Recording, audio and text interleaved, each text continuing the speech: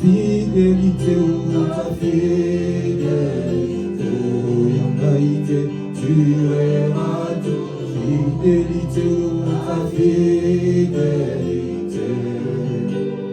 tu verras pas la mienne, mais la tienne, oh ta fidélité, oh, tu verras toute fidélité, oh ta fidélité. On va se mettre debout devant le Seigneur. Tu verras ta fidélité, oh, ta fidélité, tu verras ta fidélité, ta fidélité. Tu verras, oh ta fidélité, oh ta fidélité, pas la mienne, tu verras toujours ta fidélité, tu verras ta fidélité, oh ta fidélité, Jésus, tu verras toujours ta fidélité.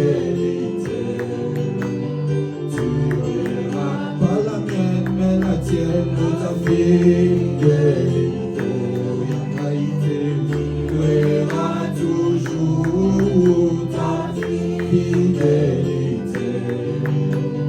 tu verras ta fidélité, oh ta fidélité, oh, tu verras toujours ta fidélité. Ne chante pas, dis-lui ça. Oh ta fidélité, oh, tu verras toujours ta fidélité. Regarde ces problèmes, dis que la fidélité sera toujours. Oh ta fidélité, oh ta fidélité, oh, tu verras toujours ta fidélité. Oh ta fidélité, oh Jésus, tu verras toute ta fidélité, tu verras pas la mienne, mais la tienne, ta fidélité, tu verras toujours ta fidélité.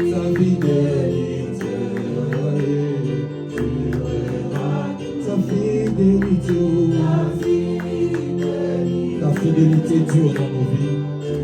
Ta fidélité dure, Seigneur, par le gloire. Ta fidélité dure qui est mes problèmes. Ta fidélité dure qui est mes problèmes. Oh, ta fidélité, oh, ta fidélité. Ta fidélité dure que les persécutions. Ta fidélité dure. Ça dure plus que ça, Seigneur. Ta fidélité dure que la maladie dans mon corps. Oh ta fidélité, oh ta fidélité, tu verras toujours ta fidélité. Merci Père pour ta fidélité. Que ta fidélité dure et durera, Seigneur. Pas parce que nous le disons, parce qu'elle est comme ça. Parce qu'elle est comme ça. Que ton nom soit béni, bénis ta parole. Parle-nous, parle à nos cœurs, Seigneur. Que ta parole nous transforme et nous guérisse. La Bible dit tu envoyas la parole et les guéris. Guéris-nous par ta parole, Seigneur. Car nous avons amené de cœurs blessés. Nous avons amené de cœurs blessés. Nous avons amené de cœurs blessés. Blessés, Père. Guéris-nous, Seigneur. Au nom de Jésus. Amen. Est-ce qu'on peut acclamer le Seigneur? On peut reprendre nos places. On peut reprendre nos places. Que le Seigneur nous bénisse.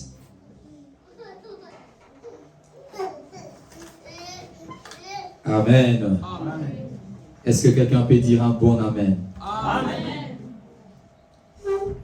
Nous bénissons Dieu pour ce dimanche qu'il nous accorde encore dans sa présence et nous lui sommes infiniment reconnaissants.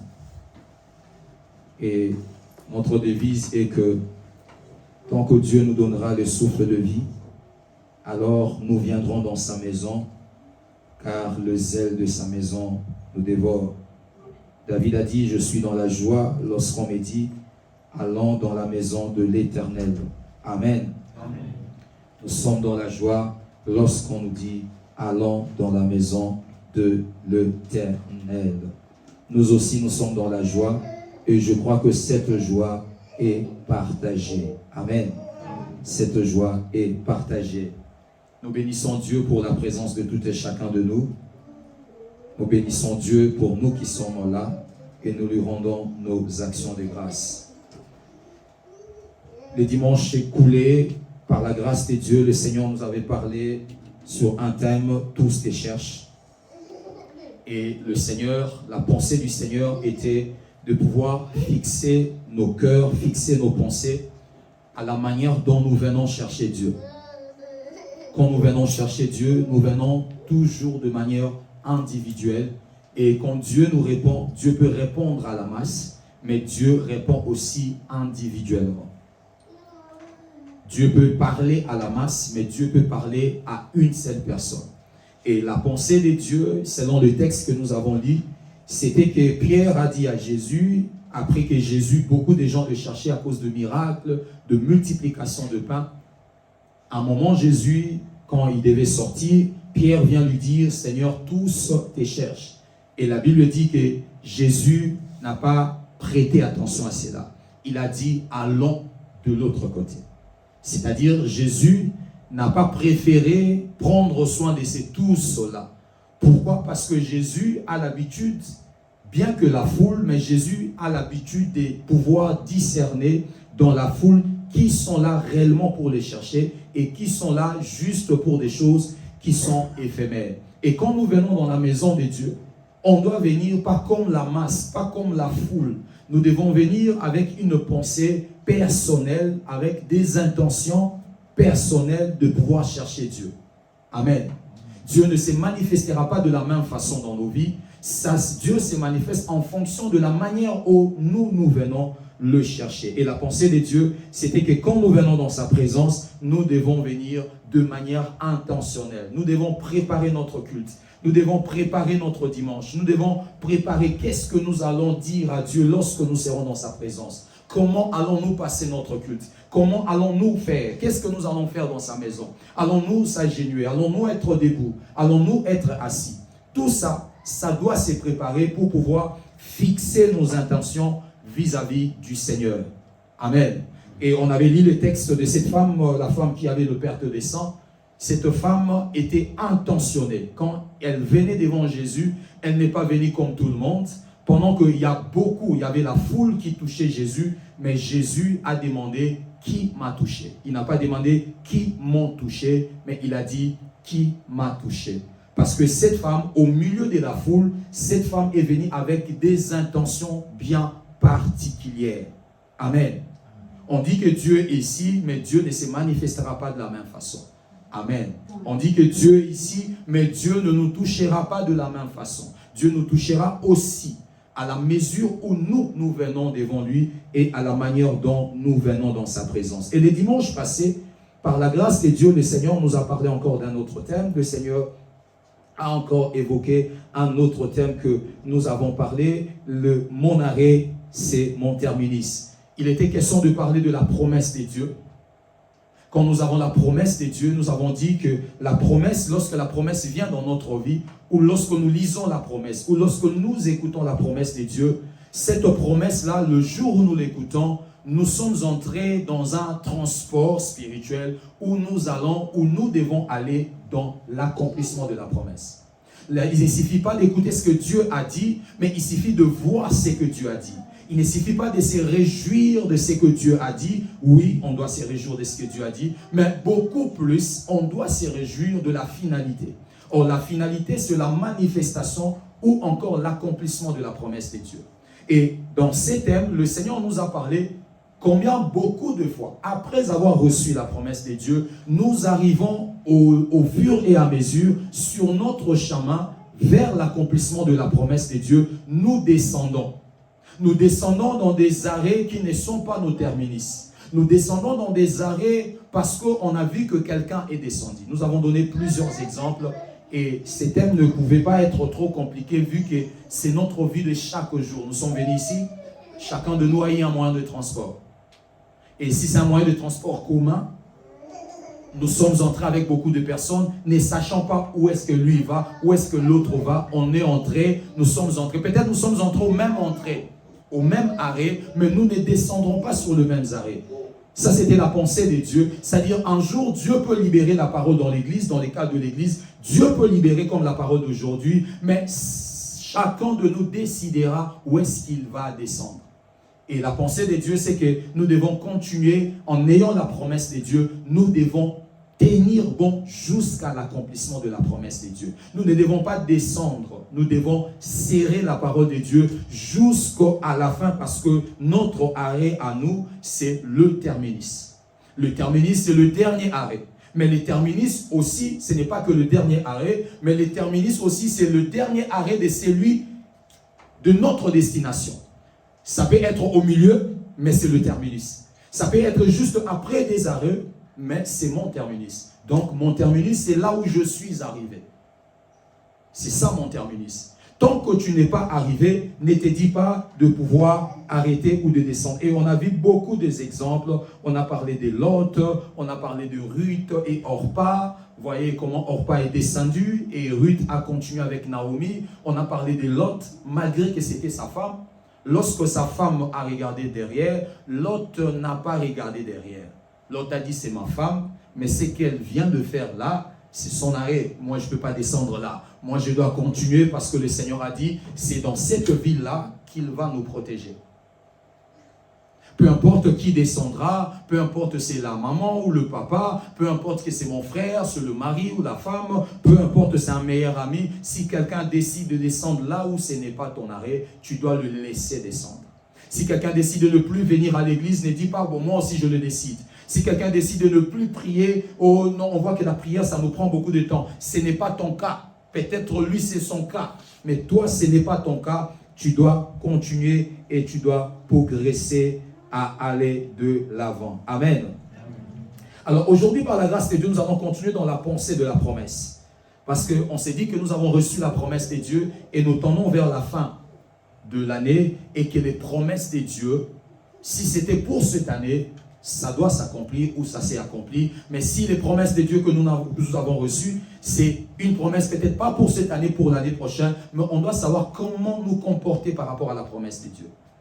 Parce que trop souvent, nous sommes tombés dans la pensée ou dans la faiblesse du calendrier. Tout ce que Dieu nous dit dans cette année, c'est qu'il veut dire que ça doit s'accomplir cette année. Quand Dieu est précis, Dieu est précis. Quand Dieu n'est pas précis, c'est à nous de le chercher pour chercher la précision. Si Dieu nous a dit que ça sera cette année, alors c'est cette année. Mais trop souvent, nous prions, mais Seigneur Dieu, l'année va finir, l'année va finir. Mais est-ce que Dieu t'avait dit que ce qu'il t'a dit, c'est pour cette année? Et l'erreur que nous faisons, quand l'année doit finir, nous commençons à nous décourager parce que nous avons vu que l'année finit, mais la parole de Dieu ne s'est pas accomplie. Est-ce que cette parole était pour cette année? Est-ce que la parole que Dieu t'a dit, est-ce que l'accomplissement total de cette parole, est-ce que c'était pour cette année? Est-ce qu'as-tu vérifié chez Dieu? Est-ce qu'as-tu eu l'information? Dans la Bible, lorsque Dieu donnait des promesses, deux fois Dieu était précis, deux fois Dieu n'était pas précis. Amen. Lorsqu'il a dit à Israël, vous quitterez l'Égypte, vous irez en Canaan, Dieu n'a pas précisé combien de temps ils feront sur la route. Dieu n'a pas précisé. Mais quand il est venu vers Abraham, dans le champ de Mamré, lorsqu'il parlait à Abraham, il a dit l'année prochaine à cette période. Dieu a précisé. Si Dieu t'a précisé pour cette année, alors tu dois insister dans la prière et pour cette année. Mais si Dieu n'a pas précisé, alors nous devons savoir comment vivre avec la promesse. Amen. On doit savoir comment vivre avec la promesse de Dieu. On doit savoir une chose.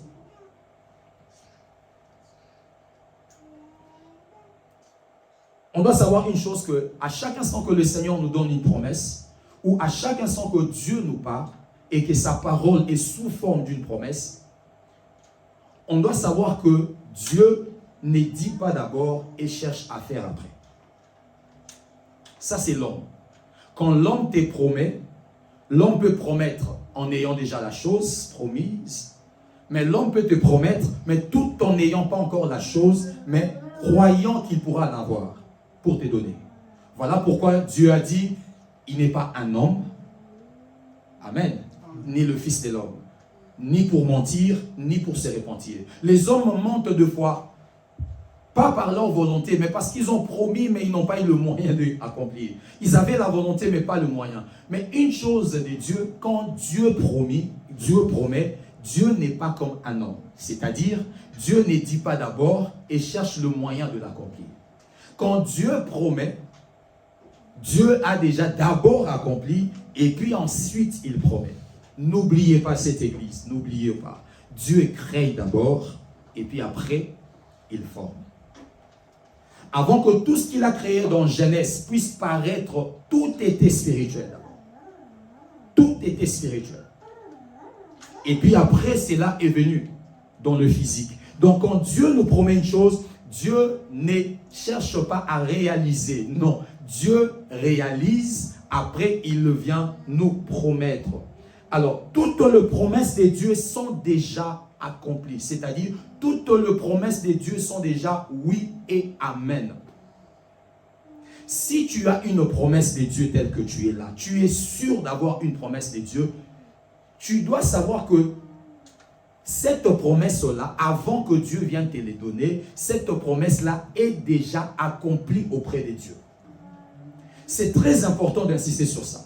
Pourquoi? Parce que quand nous avons la promesse, nous doutons, nous nous disons qu'il se peut que ça ne s'accomplit pas. Et nous croyons que pendant ces temps, Dieu se bat pour l'accomplir. Dieu ne se bat pas pour accomplir une promesse. Dieu accomplit d'abord et puis il vient te promettre. Toutes les promesses de Dieu sont déjà oui et amen. Amen. Toutes les promesses de Dieu sont déjà oui et amen. À chaque instant que l'on parle de l'accomplissement de la promesse de Dieu, on doit savoir que cela est déjà accompli. La promesse, c'est quoi? La promesse, c'est quoi? La promesse, c'est l'action de promettre. C'est-à-dire, c'est que l'on s'engage à faire.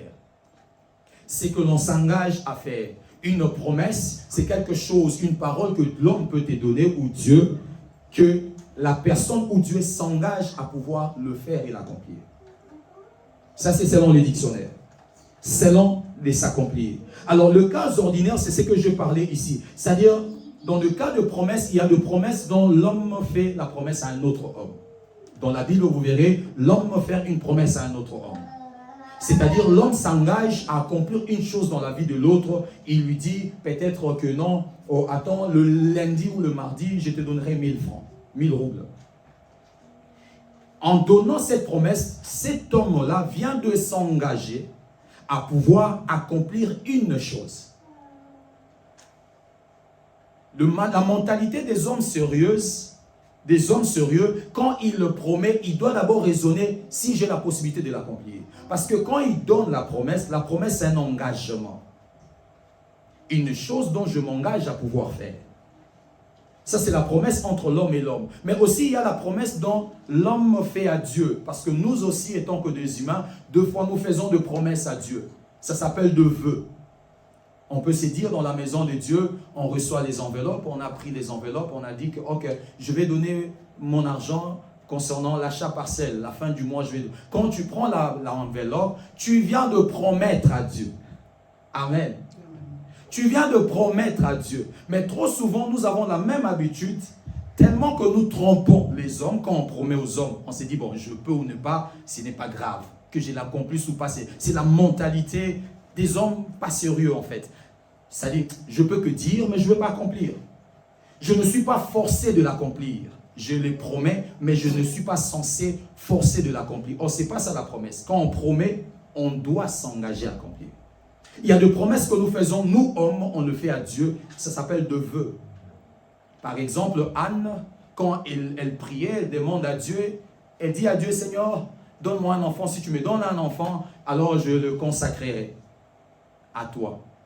Anne venait de promettre à Dieu une chose. Anne venait de promettre à Dieu.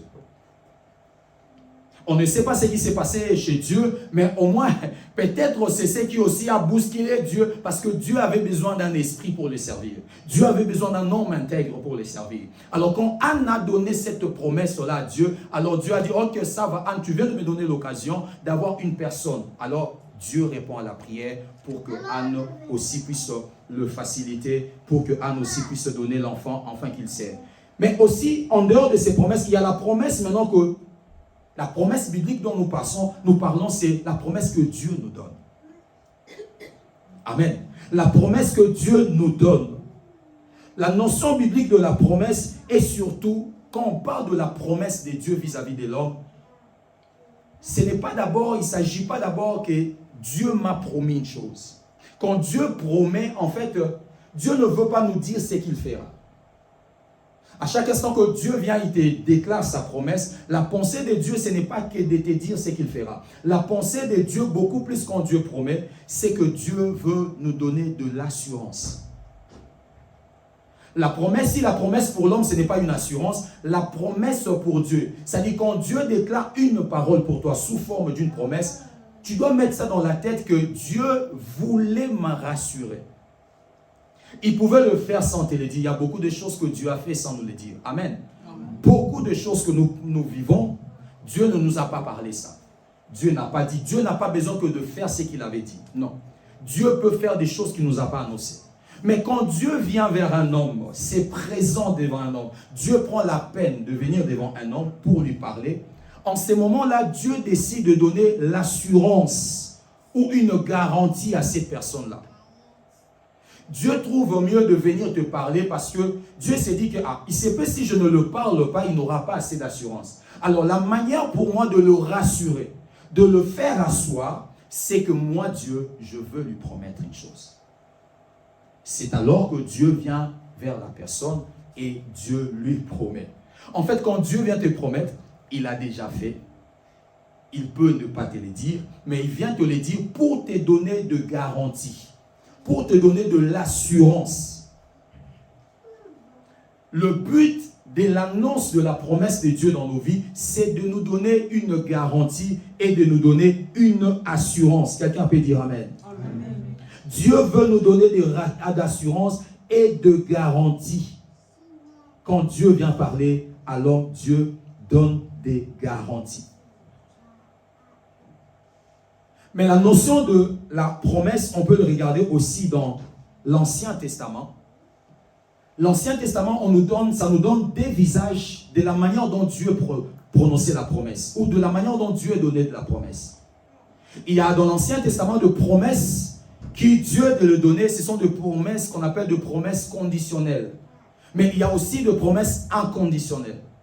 De promesses conditionnelles, c'était des promesses où Dieu vient promettre à un homme, mais pour que l'homme puisse vivre cette promesse-là, l'homme doit aussi faire quelque chose. C'est-à-dire, l'homme doit faire une œuvre, quelque chose, un travail, l'homme doit le faire pour que la promesse que Dieu avait donnée puisse s'accomplir. C'est-à-dire, si l'homme ne fait pas ce que Dieu lui demande de faire, la promesse aussi, l'homme ne le verra pas et Dieu ne l'accomplira pas. Ce sont des promesses conditionnelles. On le voit dans la vie d'Israël. Pendant tout leur temps où ils ont parcouru dans le désert, vous verrez qu'ils ont marché avec Dieu avec des promesses conditionnelles. C'est-à-dire, si tu fais ça, moi Dieu, je te bénirai. Si tu fais ça, alors tu auras la bénédiction. Si tu fais, Dieu a mis des promesses, beaucoup de promesses, mais de promesses conditionnelles. Voilà pourquoi Israël avait du mal à vivre en tout moment la bénédiction de Dieu. Pourquoi ? Parce que ces promesses-là étaient des promesses que nous appelons des promesses conditionnelles. L'exemple, c'est David. Amen. L'exemple, c'est David. On va prendre 1 Roi chapitre 2, le verset 1 à 4. 1 Roi chapitre 2, le verset 1 à 4. C'est un enseignement bien aimé dans le Seigneur. Alors écoute attentivement. Ce n'est pas une prédication.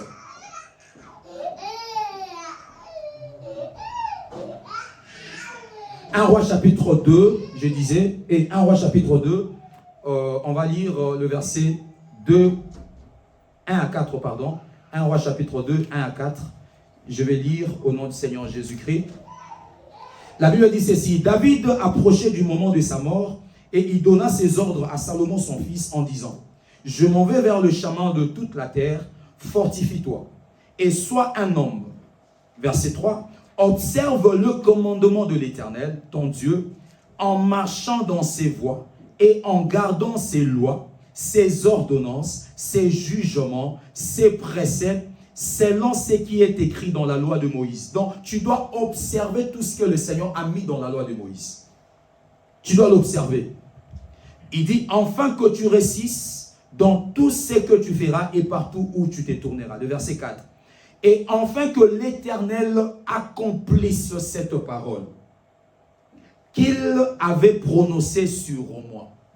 Il dit, afin que le Seigneur, c'est-à-dire que pour que le Seigneur accomplisse la parole qu'il m'a donnée concernant toi, il faut que tu obéisses le loi, le précepte, le jugement, toutes ces choses-là que Dieu a mis dans la loi de Moïse, tu dois les observer. C'est-à-dire que la parole que Dieu m'a donnée à ton sujet peut voir jour, peut exister lorsque toi tu obéiras. Cette parole-là, cette bénédiction-là était conditionnelle. C'est-à-dire c'est l'obéissance d'un homme qui produit en fait l'accomplissement de la promesse. C'est-à-dire l'accomplissement de la promesse dépendait de l'obéissance de la personne. Tant que la personne obéit, la promesse s'accomplit. Tant que la personne n'obéit pas, la promesse ne s'accomplira pas. Amen. La promesse dépendait de l'attitude de Salomon. Comment il allait vivre devant Dieu et comment il allait être devant Dieu. Mais il y a la promesse inconditionnelle. La promesse inconditionnelle, c'est cette promesse-là qui, le cas par espèce, c'est le cas d'Abraham. Quand Dieu promet à Abraham de lui donner une postérité, Dieu ne lui donne pas des conditions. Voilà pourquoi on parle qu'Abraham a vécu dans la foi. Pourquoi? Parce que Dieu, quand il lui promet d'avoir Isaac, Dieu, une postérité, Dieu ne lui donne pas des conditions. Dans Genèse chapitre 12, quand vous lisez les autres jours, vous allez pas voir de conditions que Dieu a données à Abraham. Et même quand Dieu lui promet à sa postérité la terre qui était Canaan, Dieu ne donne pas des conditions. On va prendre Genèse chapitre 15, le verset 18. Genèse 15, le verset 18. Genèse 15, le verset 18. La Bible 15, le verset 18. Prenons la Bible, s'il vous plaît. Prenons nos téléphones, prenons la Bible. Genèse 15, le verset 18. La Bible dit ceci. En ces jours-là, l'Éternel fit alliance avec Abraham et dit, je donne ces pays à ta postérité, depuis le fleuve d'Égypte jusqu'au grand fleuve, au fleuve d'Éphrate, le pays de Kéniens, le pays des Kénisiens, de Cadmoniens, de Essiens, de Phérésiens, de Réphaïm, des Amoréens, de Cananéens. Donc tout ce peuple-là, le Jubicien, Dieu lui donne. Mais la Bible ne parle pas un endroit où Dieu a conditionné la promesse qu'il avait donnée à Abraham. Il l'a conditionnée. Pourquoi? On le verra en bas. Et même quand Dieu demande à Abraham de donner Isaac en sacrifice, en fait, ce n'était pas une condition pour vivre la promesse. La demande de tuer Isaac, c'était une épreuve dans laquelle Dieu avait placé Abraham. Amen. Dieu avait placé Abraham dans cette condition-là pour pouvoir l'éprouver. Et non comme étant une condition, avant que je te bénisse, alors tu dois me donner Isaac. Ce n'était pas ça. Ce n'était pas le clause de la promesse. Isaac a été demandé parce que Dieu voulait éprouver Abraham. Dieu voulait éprouver Abraham. Ça, c'est la promesse, l'aspect ou l'image de la promesse dans l'Ancien Testament. Alors aujourd'hui, nous parlons de la promesse dans la Nouvelle Alliance. Quel est l'aspect de la promesse dans la Nouvelle Alliance qu'on nous recevons, parce que nous vivons dans la Nouvelle Alliance. Nous sommes de ceux qui vivent une vie issue de la Nouvelle Alliance. Amen. Issue de la Nouvelle Alliance. Alors dans la Nouvelle Alliance, quand on regarde dans l'Ancienne Alliance, Dieu a vu que l'homme était incapable de respecter les exigences afin de pouvoir vivre. Vous verrez dans la Bible 2 fois, Dieu lui-même se lamente, Dieu lui-même dit, mais combien de fois je vais vous frapper? Combien de fois vous serez maudits? Dieu lui-même se fatigue que le peuple vive dans la malédiction. Pourquoi? Parce que ce n'était pas la volonté de Dieu, c'était un principe. Il devait obéir à Dieu pour vivre la bénédiction. Il devait obéir à Dieu pour vivre les promesses. Mais dans la Nouvelle Alliance, Ce n'est pas ainsi que les choses se passent.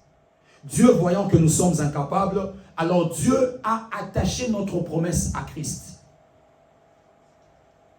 Dieu nous bénit ou nous donne de promesses. Toutes les promesses que nous avons de Dieu est d'abord passée ou attachée à ce que Christ a fait à la croix. Pour Dieu, c'était la meilleure manière pour pouvoir faire en sorte que les promesses qu'il nous donne, que ça s'accomplisse. Alors Dieu a voulu accomplir cela en Christ. Voilà pourquoi dans Genèse, Isaac n'était pas mort, parce que Isaac devait mourir, en fait, l'image d'Isaac qui est Christ, il devait mourir dans la nouvelle alliance.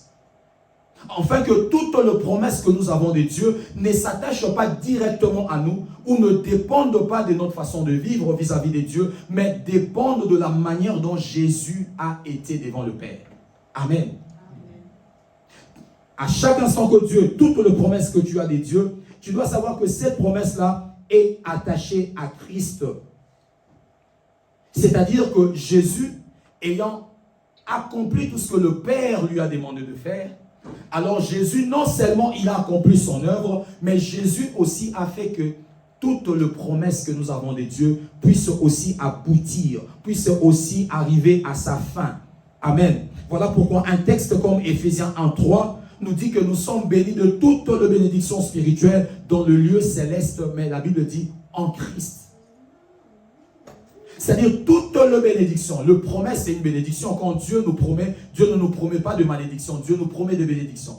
Quand Dieu promet ou quand Dieu veut nous bénir, cette bénédiction ou l'accomplissement de cette promesse-là n'est pas attaché directement d'abord à la manière dont nous allons faire des choses auprès de Dieu, mais s'attache d'abord à la manière dont Christ a accompli l'œuvre du Père à la croix. Amen. À la manière d'abord dont Jésus a accompli les exigences. Jésus a accompli les exigences. Quand Jésus était à la croix, Jésus est mort, pas seulement pour nos péchés, oui, pour nos péchés, mais Jésus est mort pour beaucoup d'autres choses. Entre autres, la Bible parle de nous réconcilier avec le Père, mais que les promesses que Dieu nous donnera, que ces promesses-là ne dépendent pas de notre attitude. Parce que Dieu sait que, étant que des humains, nous aurons toujours de faiblesses et nous ne pourrons pas toujours comment accomplir ces exigences. Alors, voulant que nous vivions ces bénédictions ou ces promesses, alors Dieu a voulu tout accomplir en Christ. Dieu a voulu tout accomplir en Christ. Alors, quand Dieu accomplit toutes choses en Christ, alors les promesses sont plus de promesses comme Dieu le parle, comme un homme le dit, mais des promesses sont devenues de faits. Toutes les promesses de Dieu dans la nouvelle alliance, ce sont de faits accomplis. C'est-à-dire, ce sont des choses, comme je dis avant, ce sont des choses réalisées déjà. C'est le plus fort de tout ce que tu peux entendre aujourd'hui. C'est-à-dire, à chaque instant que la promesse de Dieu vient, comme Jésus avait déjà accompli, il n'y a plus de blocage de la manière dont moi je vis ou de ce que moi je dois donner à Dieu pour que ces promesses... Parce que quand Dieu me promet, Dieu sait que je suis un homme et que je peux trébucher. Quand Dieu me promet une chose, mais il le promet en fonction de la perfection de l'œuvre de Christ. Et les promesses sont devenues de faits accomplis. C'est-à-dire une chose déjà réalisée à cause de ce que Jésus a fait à la croix.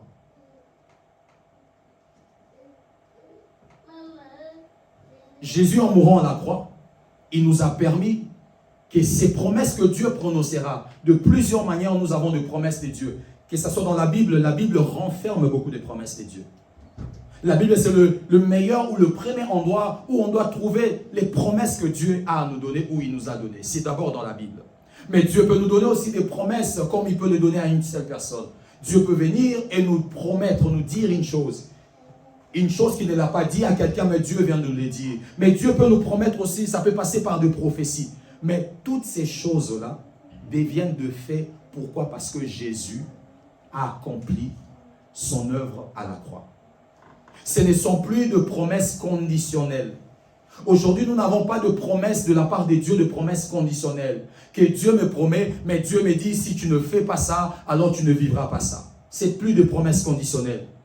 Ce sont devenus de faits et de faits accomplis. Mais si la promesse de Dieu dans la nouvelle alliance, c'est devenu de faits, quelle est notre responsabilité? C'est là où il y a un problème. Parce que beaucoup d'entre nous, ou plusieurs, ou nous tous peut-être, chacun de nous, peut-être dans 2-3 ans, pourra s'asseoir et se dire qu'il y a quand même quelque chose que Dieu m'avait promis que je n'ai pas vu ça. Il y a quelqu'un qui peut dire qu'il y a une promesse que j'ai reçue de Dieu, mais cela ne s'est pas accompli. Dieu m'a promis telle chose, mais je ne l'ai pas vu. Où sont tes promesses? Je ne l'ai pas vu en fait. Mais qu'est-ce qui peut bien faire que nous ne voyons pas la promesse de Dieu? Ou quelle est notre responsabilité si ce n'est plus de conditions que Dieu nous donne, comme dans le cadre de David, si ce n'est plus de conditions comme dans le cadre d'Israël? Quelle est notre responsabilité dans l'accomplissement de la promesse? Est-ce que nous avons une part? Ou simplement, quand Dieu nous prononce une promesse, il nous donne une promesse, alors nous, on s'assoit, on attend. Ça encore, c'est une autre erreur. Quand Dieu nous promet, on croise le bras. On se dit, ok, ça va. Ce sont de faits, ça s'est déjà accompli, bien sûr. Mais nous avons une responsabilité. Mais quelle est notre responsabilité? Je dis bien dans l'accomplissement. Ici, nous parlons de l'accomplissement de la promesse de Dieu.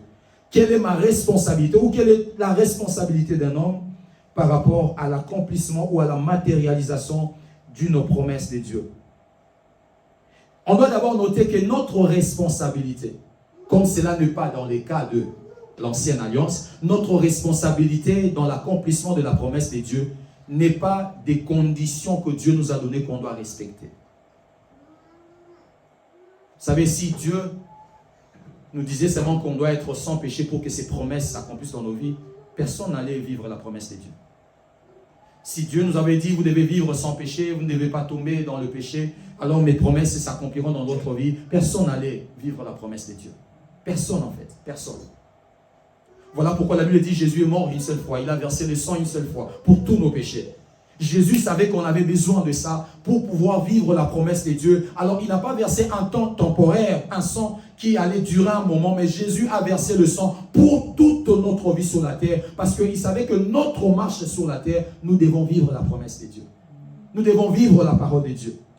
Et quelle est notre responsabilité? J'ai dit que notre responsabilité n'est pas des conditions à respecter, mais notre responsabilité est maintenant des responsabilités de principe. L'on doit respecter de principe.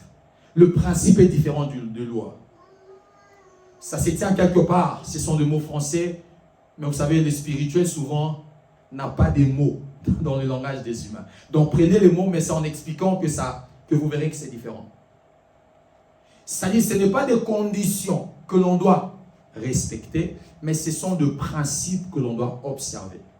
Pour que les promesses de Dieu se réalisent dans nos vies, ce ne sont plus de conditions, c'est-à-dire fais ça pour vivre ça, fais ça pour vivre ça. Ce n'est plus ça.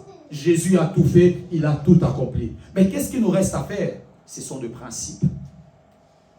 Je vais donner un exemple.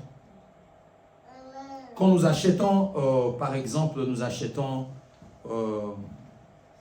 même une télévision, une poste téléviseur, on achète à la maison, ou encore un téléphone même. Bon, les téléphones c'est un peu, bon, une machine à laver c'est mieux, il faut quelque chose d'un peu de complexe. Une machine à laver, et que c'est notre première fois d'acheter une telle machine. Il y a des machines aussi compliquées, il y a des machines faciles à manier. Mais il y a toujours de menus, il y a toujours un manuel qu'on met là-bas dedans pour le fabricateur, pour nous aider à comment arriver jusqu'à laver des habits dans cette machine-là. Et si on a besoin de laver des choses qui ne doivent pas prendre beaucoup de temps, il nous a montré. Si on doit laver des jeans, il nous a montré. Si on doit laver des courtes, il nous a montré. Si on doit laver des vestes, des choses qui est de tissu coton ou lin ou je ne sais pas, il nous a tout montré. C'est-à-dire, ça, ce n'est pas de loi, mais ce sont des principes de fonctionnement. La promesse de Dieu, lorsque Dieu le prononce, jusqu'à son accomplissement, il faut qu'il y ait respect de fonctionnement. Ce n'est pas des conditions où Dieu dit fais ça pour que la promesse s'accomplisse, mais Dieu nous donne la promesse, tout est déjà fait. Mais entre ce que Dieu a dit et ce que nous on doit voir, il y a de principes de fonctionnement. Vous savez, quand la machine à laver vient chez nous à la maison, la machine à laver là, a tous les allures de lavage. Mais ça demande que l'on appuie, ça demande que l'on fasse, ça demande que l'on respecte des principes de fonctionnement. Quand on achète un téléphone, ce téléphone a tout le réseau qui peut appeler la France, qui peut appeler le Canada, qui peut appeler le Congo, mais ça demande un principe de fonctionnement. Ça demande qu'on mette la carte SIM, ça demande qu'on mette du crédit, ça demande qu'on mette le WhatsApp pour pouvoir atteindre celui qui est au Congo, ou atteindre celui qui est au Cameroun, ou au Sénégal. Je ne dirais pas que j'ai acheté le téléphone. Alors, téléphone, appelle-moi le Congo. Téléphone, bien qu'il y a des choses. Mais ça doit passer par un principe de fonctionnement. Et pour que la promesse de Dieu s'accomplisse, bien aimé dans le Seigneur, c'est que nous devons observer, il y a de principes de fonctionnement. Amen. Il y a de principes de fonctionnement. C'est comme de principes spirituels. Ce sont de principes spirituels. Amen. De principes spirituels. Ce sont de principes spirituels. Ce n'est plus l'exigence comme la loi. Parce que l'exigence de la loi exige, mais la grâce n'exige pas. Amen. Le principe, ça c'est l'œuvre de la grâce. La Bible dit, la grâce de Dieu nous enseigne. Amen. La Bible ne dit pas, la grâce de Dieu nous exige. Ou la grâce de Dieu nous impose. Non. La Bible dit, la grâce de Dieu nous enseigne. Même s'éloigner du mal, ce n'est pas une condition dans la grâce. Ce n'est pas une condition. Dieu ne nous force pas. Dieu ne nous demande pas par sa force. Non. Dieu nous a sauvés dans la grâce, par la grâce. Et cette grâce-là, c'est la grâce qui nous enseigne. C'est la grâce qui doit t'enseigner à quitter le péché. C'est la grâce qui doit t'enseigner à faire le bien. C'est la grâce qui doit t'enseigner. C'est-à-dire le mode d'emploi, le fonctionnement. Et le principe de fonctionnement, c'est l'œuvre de la grâce. Alors, concernant la promesse de Dieu, il y a quelques principes de fonctionnement. Il y en a beaucoup, mais on en parlera aujourd'hui. On parlera peut-être d'un seul principe ou de deux si on a le temps. J'ai dit qu'il n'y a plus de conditions. Quand Dieu est venu te dire, mon fils, je vais te bénir cette année. Ou mon fils, je te donnerai un mariage. Mon fils, je vais t'élever dans un travail. Ou mon fils, je ferai de toi un grand homme de Dieu. Ou mon fils, ma fille, Dieu, tout ce que Dieu te dira. Primo, Dieu l'a déjà accompli. Première des choses à mettre dans l'esprit. C'est déjà accompli. Dieu ne se débrouillera pas. Dieu ne se battra pas. Comment je vais le faire? Et le temps est en train de... Dieu ne fait pas ça. Dieu ne fait pas ça. Ça, c'est primo. Deuxième de choses à savoir que nous avons dit, ces promesses dans la nouvelle alliance, ce n'est pas conditionnel, mais il y a de principes de fonctionnement.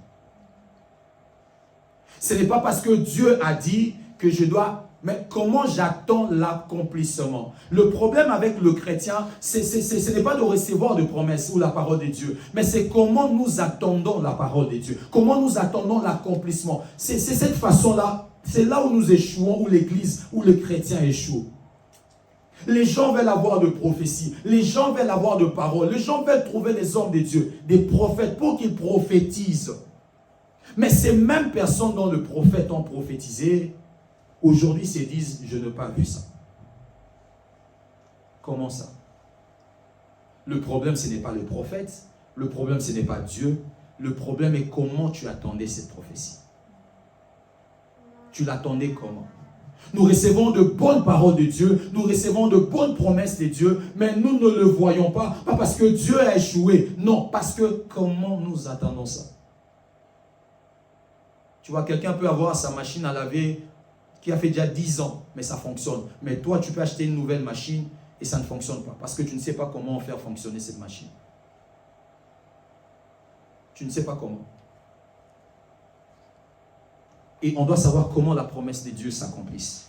Quel principe spirituel mettre dedans? Premier principe spirituel, c'est le principe de la foi.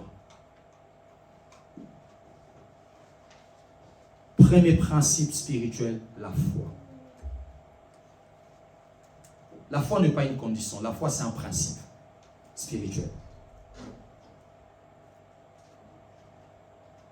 Vous savez, quand Hébreu, l'apôtre Paul, je parle de la foi,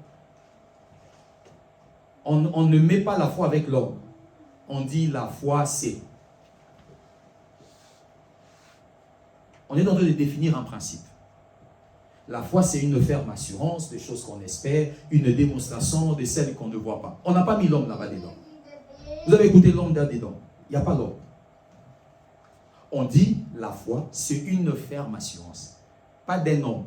La foi, c'est une ferme assurance de choses qu'on espère.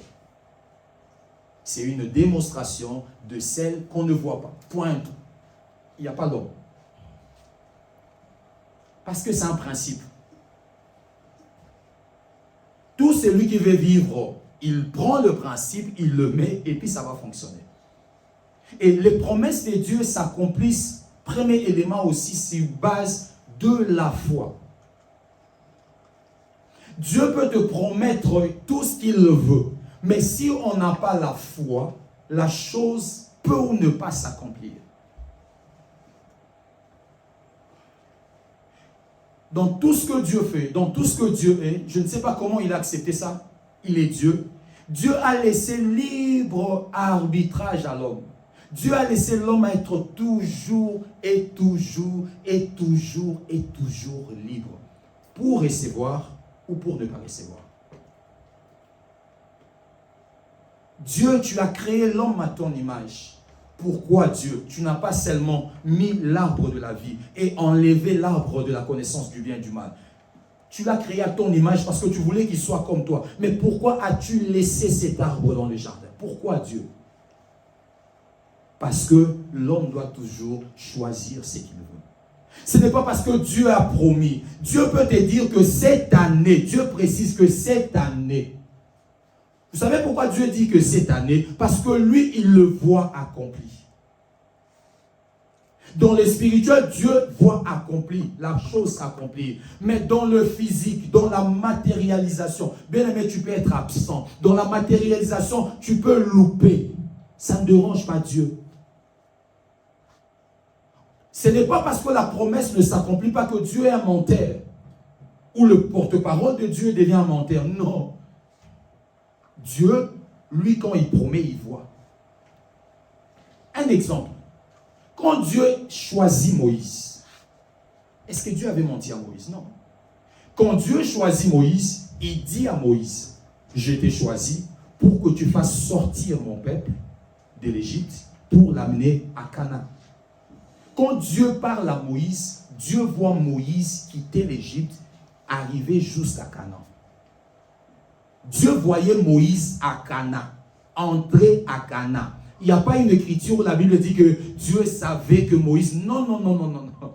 C'est là où on veut porter Dieu chapeau. Ça dit non, à Dieu et Dieu, Dieu sait tout. Non, bien aimé, quand tu veux vivre la promesse et tu commences à raisonner, Dieu sait tout. Alors, si ça ne marche pas, c'est que Dieu savait. Non, non, non, non, non, non, non, non. Non, ne mets pas Dieu. Ne raisonnons pas de cette manière-là. Sinon, on vivra que ce qu'on veut. On vivra que des choses, voilà, comme ça. Mais si on veut être précis, on doit savoir que Dieu a parlé, Dieu a vu. Mais maintenant, moi, quelle est ma responsabilité? Dieu voyait Moïse à Canaan. Mais Moïse n'a pas respecté un principe sur le chemin. Et c'est ce qui a fait que Moïse reste. C'est ce qui a fait que Moïse reste. Mais Dieu n'a pas dit au début, tu feras sortir, mais tu t'arrêteras à un moment, Josué, un serviteur, ton serviteur prendra. Dieu n'a pas dit ça. Dieu n'a pas dit ça. De la même façon dans les jardins, Dieu ne voyait pas l'homme, oh non, non, ne mettons pas Dieu, oh non, Dieu connaît tout. Enlevons ça. Enlevons ça. Est-ce que Dieu ne voyait pas ça? Non, enlève ça. Ne raisonne pas de cette manière-là. Si tu raisonnes de cette manière-là, alors accepte d'échouer. Si tu veux réussir, tu dois savoir que Dieu, quand il promet, il accomplit. Il me voit dans ça, il me voit avec ça, il me voit là-bas. Dieu me voit comme ça. Alors moi maintenant, quelle est ma responsabilité? Première responsabilité de principe, c'est la foi. Dieu peut parler, mais si je ne crois pas, je ne le verrai pas. Dieu ne te donnera pas ce que tu ne crois pas. Dieu ne te fera pas faire ce que tu ne crois pas. Dieu ne fera pas paraître une chose dont tu ne crois pas. Il y a des moments où Dieu fera dans nos vies, j'ai dit ça, sans nous demander. Là, Dieu peut s'en foutre de ta foi, Dieu fait des choses. Il y a des moments où Dieu fait des choses sans que nous ayons la foi. Dieu le fait, beaucoup de choses. Mais il y a des choses, comme la promesse, où Dieu vient te les prononcer. Ça dit, si la chose sort déjà par une parole, la parole appelle toujours la foi. À chaque instant, Dieu a parlé. Si tu vois Dieu venir te parler, c'est que le retour, Dieu attend la foi. Quand Dieu parle, l'homme doit croire. Quand Dieu parle, l'homme doit croire. Pour que la chose que Dieu a parlé soit correcte, l'homme doit croire. Parce que la foi vient de ce que l'on attend. Et si Dieu a parlé, c'est qu'il attend le retour, c'est la foi. Amen. La foi, c'est une ferme assurance des choses que nous espérons. Une ferme assurance. Si nous entrons dans cette définition, ce sera toujours difficile de parler de la foi. Mais je vais dire la foi dans un petit mot, comme je l'ai écouté par l'Esprit. La foi, c'est de croire à ce que Dieu est et à ce que Dieu a dit. La foi, c'est que Dieu t'appelle à croire à ce qu'il est et à croire à la réalisation de ce qu'il a dit. Si tu as ça, tu as la foi. C'est-à-dire, si je crois que Dieu est capable et si je crois que ce qu'il a dit, ça se fera, j'ai la foi. Pour ne pas aller dans les fermes assurances, on doit définir ferme assurance, des choses qu'on espère, la démonstration, là ça devient encore difficile. Il faut démontrer, bien aimé, il faut démontrer la foi, bien aimé, il faut démontrer. Quand on dit ça, allez, ça devient encore très difficile la foi. Mais la foi, c'est juste croire en Dieu et croire à ce que Dieu a dit. Quand Dieu n'a pas pu guérir les gens, quand la Bible dit, là il n'a pas pu guérir les gens, la Bible dit qu'il y avait l'incrédulité. Ça dit, ces gens-là ne croyaient pas. Soit en Jésus, soit ils ne croyaient pas ce qu'il était en train de dire. La foi ne commence pas d'abord à croire à ce que Dieu a dit, à croire à la personne. Tu ne peux pas croire à ce que je dois te donner si tu ne crois pas en moi. Quand quelqu'un te promet une chose, on ne croit pas d'abord à la chose qu'il a promis, mais on croit d'abord à lui. Si sa personne déjà... C'est-à-dire, même s'il promet comment, tu sais qu'il ne va pas le faire. Pourquoi? Parce que tu connais la personne.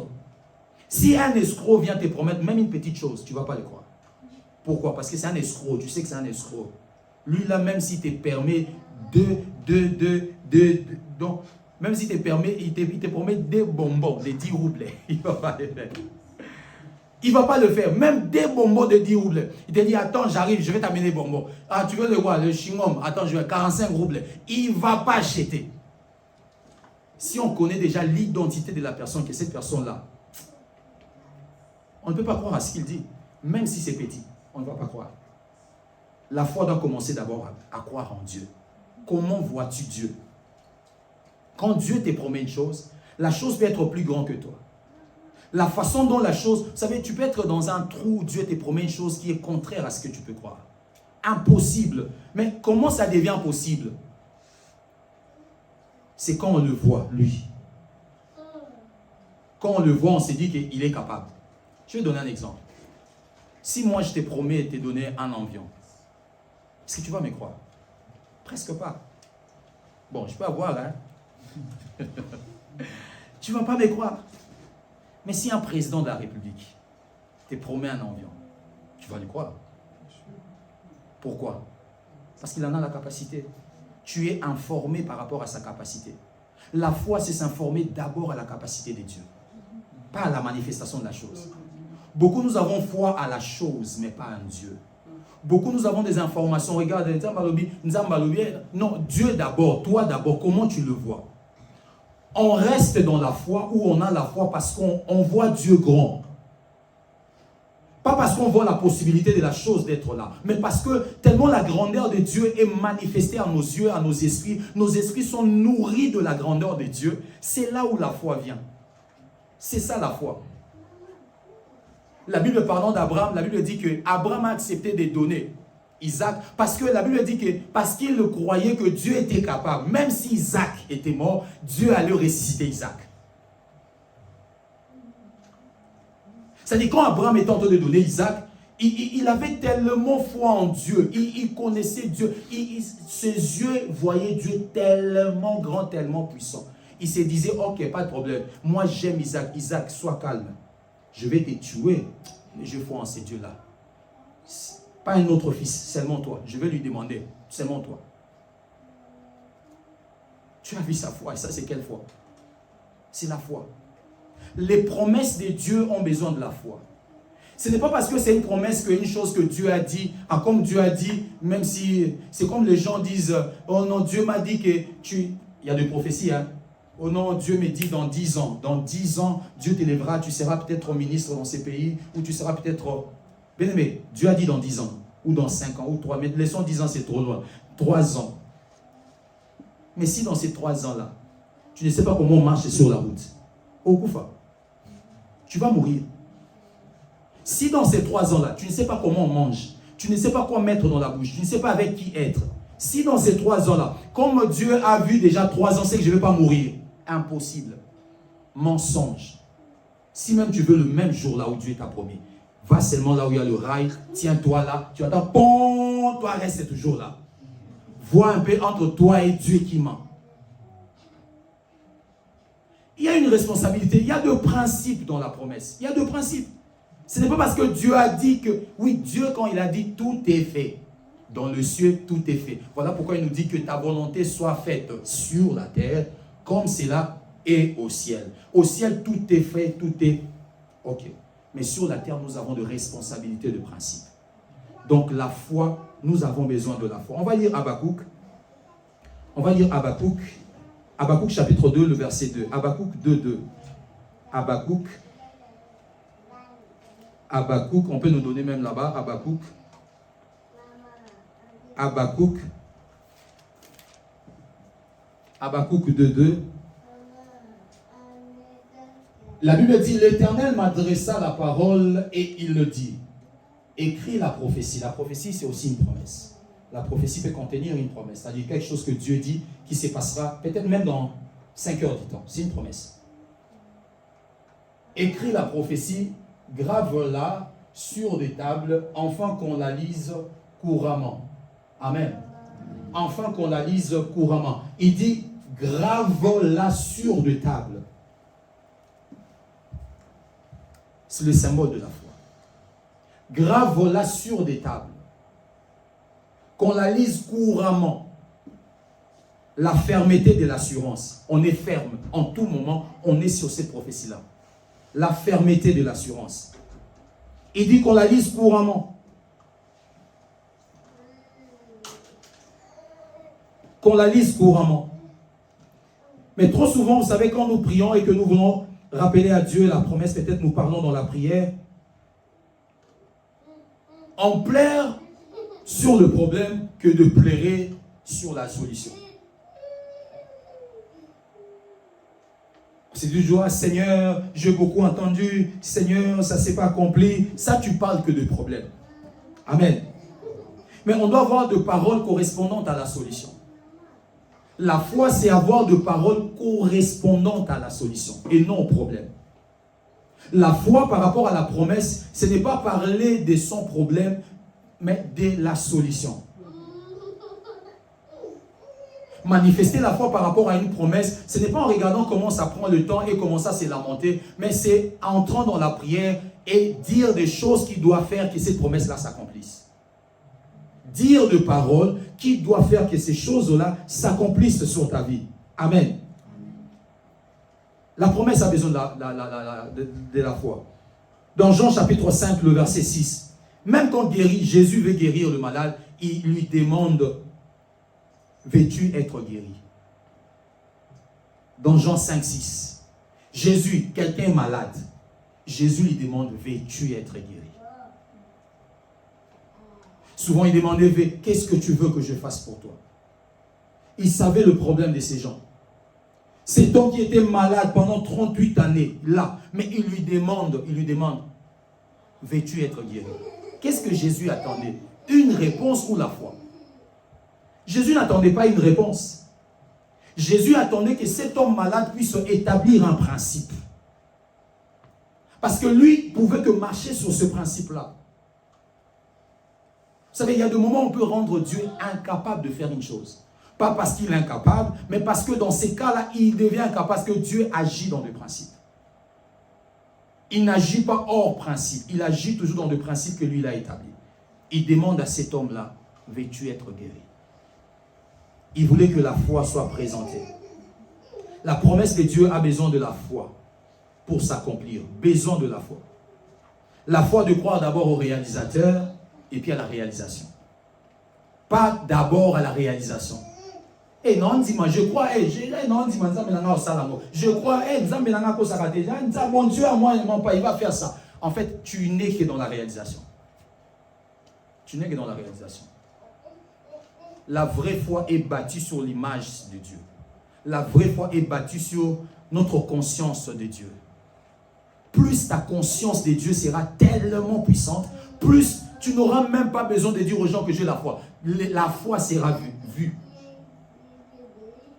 Plus notre conscience de Dieu augmentera, plus notre foi augmentera aussi. Amen. Amen. Dans le premier principe, pour que les promesses que Dieu t'a données s'accomplissent, tu dois avoir la foi. Crois-tu à la promesse que Dieu t'a donnée? Crois-tu à ce que Dieu t'a dit s'accomplira? Crois-tu que cela est possible? Crois-tu que c'est Dieu-là peut le faire? Première réponse, on doit établir ces principes-là.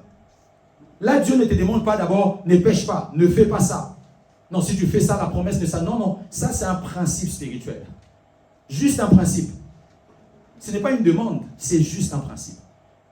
D'ailleurs, Dieu te le dit c'est à ton avantage parce que la promesse s'accomplit sur base de ça.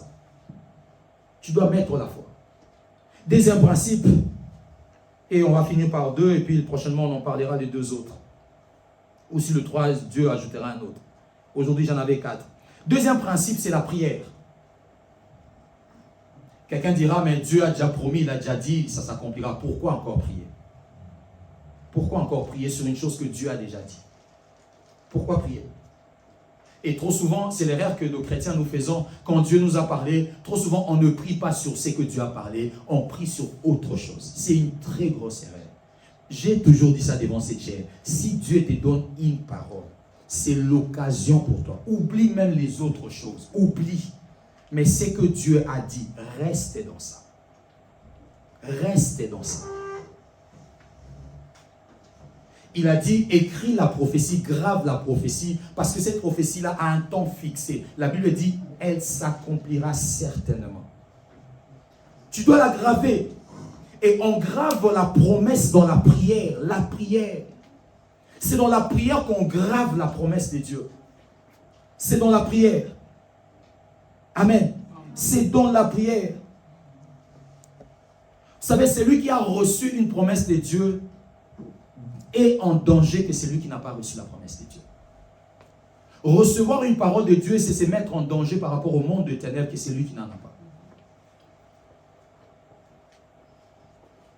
Voilà pourquoi un homme de Dieu est en train de parler, on l'a écouté, qui demandait au prophète de ne pas prophétiser des choses devant les gens comme ça. Prophétiser des familles, prophétiser des choses. En fait, c'est dans ce sens-là. Parce que c'est un danger. Oui, le diable peut savoir des choses, mais il ne sait pas tout. Mais quand l'homme le prononce au dehors, parce que la prophétie, la promesse, ce sont les oracles de Dieu. Et quand c'est devenu par la bouche d'un homme de Dieu, ça sort, le diable le coûte. Il a beaucoup des agents. Même les chaises peuvent être ses agents. Et quand on reçoit la parole de Dieu, la promesse de Dieu, bien aimé, on ne doit plus rester, on ne doit plus avoir les mêmes attitudes qu'on n'avait pas. Mais ce qui est rare maintenant, quand quelqu'un reçoit la promesse, avant la promesse, il priait peut-être beaucoup, mais quand il reçoit la promesse, il ne prie plus. Oh, c'est trop dangereux. C'est une grosse erreur. Parce que quand tu reçois la promesse, s'il n'y avait que 4 démons qui te poursuivaient, il y en aura peut-être maintenant 1000 qui poursuivront. 1000 peut-être qui te poursuivront. Pourquoi? Parce que tu viens de recevoir une parole de la part de l'Éternel. Le diable le sait que cette parole-là s'accomplira. Le diable le sait. Il le sait. Pourquoi il voulait empêcher Jésus à monter à la croix? Parce qu'il savait que Jésus allait aller à la croix. Il le savait.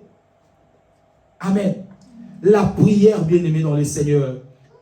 Est-ce que pries-tu pour tes promesses? Les promesses que tu as des dieux. Est-ce que tu pries? Quand je parle de la prière, je ne parle pas seulement de la prière en général, où on doit prier chaque jour. Je parle de prier sur base de la promesse. Sur base de la promesse. Lamentation de Jérémie, ça fait partie de la prière sur base de la promesse. Amen. Il est resté la vie de prophétie, alors il a amené ça, il a commencé à supplier, à plaider sur base de la promesse. Daniel a prié sur base de la promesse, il a gêné sur base de la promesse. Parce qu'il a vu que le temps est en train de passer, mais Dieu avait promis qu'on serait déjà libéré. C'est quoi? Qu'est-ce qui se passe? Le peuple serait déjà libéré, mais le temps est en train d'avancer. Il a gêné sur base de la promesse que Dieu avait donnée. Amen. La prière sur base de la promesse. Quand on regarde le parabole de semeur, nous le savons. Parabole de semeur. On peut voir que à chaque instant que la parole tombait, c'est comme une promesse qui vient dans nos vies. Il y avait toujours un danger. Ce qui est tombé sur la terre, sur le long du chemin, il y a le danger des oiseaux. Regardez cette image. Ce qui était tombé le long du chemin, il s'est fait que ça n'allait pas pousser. Donc, les oiseaux ou le diable pouvaient laisser quand même. Dire que ça ne va pas pousser. Ça ne va pas pousser. Non, le diable n'a pas le temps à perdre. On a dit qu'il a peu de temps. Il a peu de temps.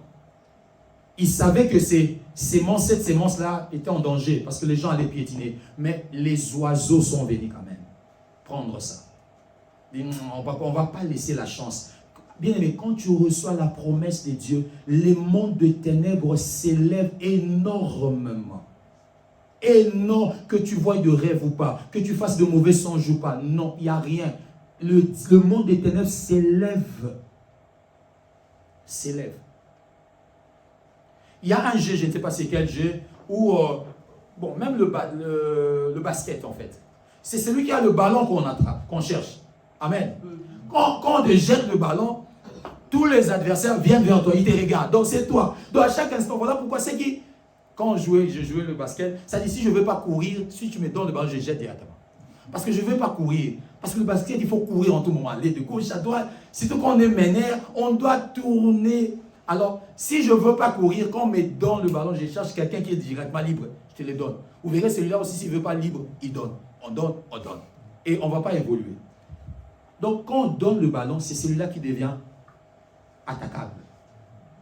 C'est celui-là qui devient la cible. Recevoir la promesse de Dieu, c'est devenir la cible du monde des ténèbres. Recevoir la promesse de Dieu, c'est un danger. On ne doit pas avoir peur de ça, mais on doit prendre conscience. Et Dieu m'a promis une chose. Vous savez, surtout des promesses où Dieu te promet, toi tu seras les leaders des autres. Ou toi tu seras la délivrance de ta famille. Des promesses comme ça. Vous verrez, le monde de ténèbres s'élève. Le monde de ténèbres s'élève. Parce qu'ils ne te voient pas que toi. Ils ne t'attaquent pas que toi. Ils attaquent beaucoup des autres. Ça dit tous ces gens-là et leurs enfants. Les enfants de leurs enfants. De générations sont devant toi. Quand Dieu te donne des promesses comme ça, bien aimé, c'est très grave. Et on doit prendre la conscience de la prière. Et être dans la prière. Le principe, notre responsabilité, c'est dans la prière. Amen. La prière. Mais qu'est-ce que nous faisons dans la prière par rapport à la promesse? Qu'est-ce que nous faisons dans la prière? Qu'est-ce que nous faisons dans la prière? La prière, concernant la promesse, la prière permet de rappeler à Dieu sa promesse. Parce que j'ai dit, quand on prie concernant la promesse, on doit être bien précis. Ne prions pas, Seigneur, tu as dit, dans ta parole, tu m'as dit. Des fois, on ne sait pas ce que Dieu a dit, ce qu'il nous a dit, dans ta parole, tu as dit. On doit savoir ce que Dieu nous a dit. Première responsabilité dans la prière, c'est qu'on doit rappeler à Dieu. La prière nous servira de rappeler à Dieu. On ne rappelle pas à Dieu parce que Dieu oublie. Amen. On ne le rappelle pas parce qu'il peut oublier. Nous rappelons à Dieu pour que Dieu voie que nous n'avons pas oublié. À chaque instant que je rappelle à Dieu, Seigneur, tu m'as dit, je ne suis pas en train de dire à Dieu, Seigneur, il s'est fait que tu as oublié. Non, non, non. Je suis en train de dire à Dieu, Seigneur, moi, je n'ai pas oublié. On le fait aussi avec les hommes. Ah, papa, c'est comment, ou bien à grand frère, c'est comment l'argent que je t'avais demandé là? Il te dit, non, non, je n'ai pas oublié, j'essaie. Ah non, je t'ai rappelé seulement. Bon, si toi, tu n'as pas oublié, je vais aussi te montrer que moi aussi, je n'ai pas oublié. C'est quand même, vous savez, quelqu'un peut, celui qui doit te donner une chose peut ne pas oublier, mais si toi, tu oublies, il peut t'oublier aussi. Si toi, tu oublies, j'ai la facilité de t'oublier. Si je vois que, il me demande plus, il s'intéresse plus à ça. Il y a beaucoup de gens qui ont changé leur décision parce qu'ils ont vu que celui-là, ils n'avaient plus de cœur dans ça. J'étais prêt à donner quelque chose pour quelqu'un, il me mettait la pression, mais je vis que la pression est diminuée. Moi aussi, je ne suis pas trop prêt, mais bon, je voulais quand même lui donner. Mais je vois qu'il n'y a pas de pression. Alors, comme il n'y a pas de pression, moi aussi, j'échange. Mais Dieu ne le fait pas. Mais on veut dire à Dieu, Seigneur, je ne pas oublier. Moi, je ne pas oublier. Seigneur, moi, je ne pas oublier. Nous rappelons à Dieu. Psaume 119, le verset 49, on peut nous donner ça. Psaume 119, le verset 49. Rapidement, s'il vous plaît. Psaume 119, 49. Psaume 119, 49. Psaume 119, 49. Psaume 119, 49. La Bible en papier. Psaume 119, 49. Ok. Psaume 119, le verset 49. Je lis au nom de Seigneur Jésus-Christ. Souviens-toi de ta promesse à ton serviteur, puisque tu m'as donné de l'espérance. Verset 50. C'est ma consolation dans ma misère, car ta promesse me rend la vie. Le psalmiste dit, souviens-toi de ta promesse à ton serviteur. Mais est-ce que Dieu oublie? Non, Dieu n'oublie pas, mais je le rappelle. Il dit, Seigneur, souviens-toi de ta promesse. Souviens-toi. Amen. Souviens-toi de ta promesse. Souviens-toi de ta promesse. Genèse chapitre 32, le verset 9. Genèse 32, le verset 9. Genèse 39 et 32, le verset 9. Genèse 32, le verset 9 à 12. J'ai lu au nom de Seigneur Jésus. Genèse 32, le verset 9. Jacob dit, Dieu de mon père Abraham, Dieu de mon père Isaac, Éternel, qui m'a dit, retourne dans ton pays et dans ton lieu de naissance, je te ferai du bien. Je suis trop petit pour toutes les grâces et pour toute ta fidélité dont tu as usé envers ton serviteur, car je passais ces journées avec mon bâton et maintenant je forme deux camps. Délivre-moi, je t'en prie, de la main de mon frère, de la main d'Ésaü, car je crains qu'il ne vienne et qu'il ne me frappe avec la mère de mes enfants. 12. Et toi tu as dit, je te ferai du bien. Et toi tu as dit, il rappelle à Dieu ses paroles. Il y a une chanson qu'on chante, je rappelle à Dieu, alléluia. Je rappelle à Dieu, alléluia. On rappelle à Dieu. Dans la prière concernant ne laisse pas la promesse comme ça, bien aimé, attendre seulement ça s'accomplisse. Non, tu dois le rappeler à Dieu. Rappelle ça à Dieu en tout moment. Rappelle ça à Dieu. Rappelle ça. Dieu ne dort pas, mais rappelle ça à Dieu. Il n'oublie pas, mais rappelle ça à Dieu. Deuxième responsabilité de la prière par rapport à l'accomplissement de la parole, de la promesse. Première responsabilité de la prière, c'est de rappeler à Dieu. Deuxième responsabilité, c'est que la prière permet d'activer la foi sur ce que Dieu nous a dit. Il ne suffit pas d'attendre ce que Dieu m'a dit. Et non, quand je prie avec la promesse, Seigneur, tu m'as promis. Quand je suis en train de dire ça dans la prière, plusieurs fois, beaucoup de mois, bien aimé, tu es en train d'activer ta foi par rapport à ça. Amen. Tu actives ta foi. Tu es en train de permettre à ta personne de continuer à croire à cette promesse-là. Ce n'est pas en restant comme ça, tu pars au travail, tu rentres, tu pars à l'école, tu rentres, tu pars, je ne sais pas où tu rentres, Dieu avait dit, tu attends toujours. Non, tu dois prier avec ça, prier en citant la promesse. Qu'est-ce qu'il a dit? Et ça va activer ta foi. Amen.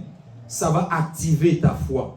Troisième responsabilité par rapport à la prière, à l'accomplissement de la parole, c'est que la prière, en dehors d'activer notre foi, la prière favorise aussi l'enfantement de la promesse. La prière favorise aussi l'enfantement de la promesse. Ça ne sera pas une promesse prématurée. Ça ne sera pas une promesse dépassée en âge dans son accomplissement. Mais ça sera au temps. Mais on doit l'accoucher. Pour accoucher la promesse, quand Dieu nous parle, nous sommes enceintes de la promesse de Dieu. Toute la promesse de Dieu que tu as, c'est comme une des sémences que Dieu a mis au-dedans de toi. Mais comme toute femme, tu dois l'accoucher. Une femme avertie veut accoucher soit un peu avant 9 mois, soit 9 mois. Après 9 mois, la femme devient... Non, ça ne peut pas se passer comme ça. Je dois chercher à accoucher. Je dois chercher à accoucher. Je dois chercher. Ils font des choses pour accoucher. Ils font des choses pour accoucher. Pourquoi? Parce qu'ils savent que 9 mois est déjà là. Bien aimé dans le Seigneur, la prière permet d'accoucher la promesse de Dieu. Dieu, quand il te promet, on doit entrer dans la prière pour accoucher la promesse de Dieu. La prière permet de donner des conditions afin que la promesse de Dieu soit enfantée. Parce que quand Dieu te promet, son accomplissement peut être attaqué. Quand Dieu te promet, son accomplissement peut être bloqué par une chose. Ou peut-être par une erreur de ta part que le diable peut mettre demain, que tu dois faire. Mais c'est dans la prière que Dieu va t'avertir. C'est dans la prière que ça fera en sorte que tu accouches. Acte chapitre 1, le verset 12 à 14, on ne va pas lire, on peut qu'écrire. Acte 1, 12 à 14. Jésus devait être enlevé, Jésus est enlevé. Et il leur a dit, ne vous déplacez pas. Restez à Jérusalem et attendez la promesse. La promesse, c'était quoi? C'était le Saint-Esprit qui devait venir. Mais qu'est-ce que les disciples ont fait? On doit quand même lire ça. Amen. L'Esprit m'a poussé de lire ça. Des paroles qu'on dit, parce que nous, on en a dans la tête, mais bon, il faut les dire pour que, quand on les lit, alors tout le monde peut écouter et ça va aussi ajouter aussi la foi sur la parole. Acte 1, 12 à 14, je disais. Acte 1, 12 à 14. Je lis au nom de Seigneur Jésus. Quand le Seigneur les a parlé comme ça, et puis la Bible dit, le verset 12, « Alors ils retournèrent à Jérusalem de la montagne appelée des Oliviers et qui était près de Jérusalem, à distance d'un chemin de sabbat. Quand ils le firent arriver, ils montèrent dans la chambre haute où ils s'étaient nés d'ordinaire. C'était Pierre, Jean, et on cite leur nom.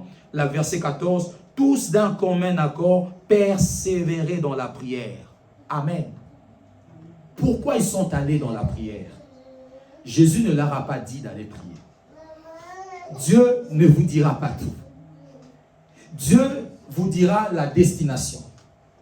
Mais le trajectoire, le Saint-Esprit peut commencer à nous souffler selon que nous nous approchons de lui.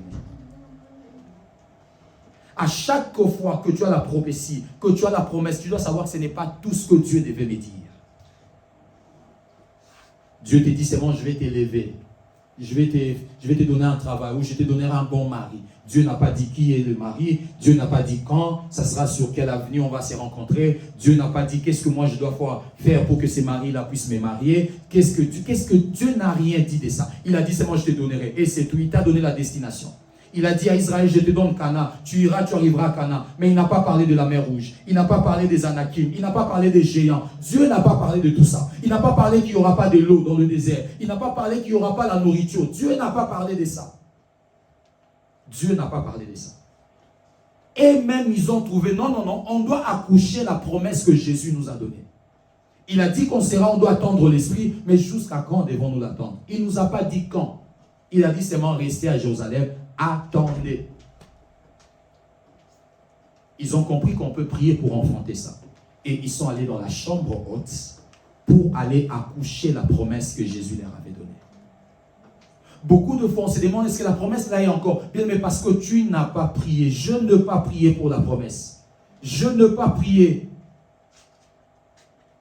On se dit toujours, c'est devant nous. Il se peut que c'est déjà derrière nous. Hein. On se dit toujours comment, comme je ne l'ai pas vu, donc c'est devant. Mais ce n'est pas parce qu'on n'a pas vu que ça se trouve devant. Il se peut que c'est déjà derrière, mais on n'a pas pu reconnaître. On peut voir sans reconnaître. Amen. On peut voir sans reconnaître. Mais dans les spirituels, on doit voir et reconnaître. La promesse de Dieu, on doit voir et reconnaître. On doit voir et reconnaître. Ils ont prié. Ils ont prié et ils ont accouché cette promesse de Dieu. Dieu t'a promis quelque chose. Il a dit, il va le réaliser. Mais qu'est-ce qu'il t'a encore dit? On va s'élever, on va prier le Seigneur. On va prier le Seigneur. L'année tend à sa fin. Est-ce que c'est parce que l'accomplissement de la promesse de Dieu n'est pas encore là? Ou parce que